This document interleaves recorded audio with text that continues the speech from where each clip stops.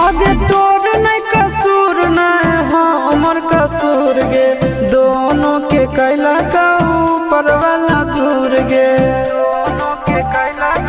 ये सोना आगे तोर नहीं कसूर नहीं हमर कसूर गे, दोनों के कैला का ऊपर वाला दूर गे।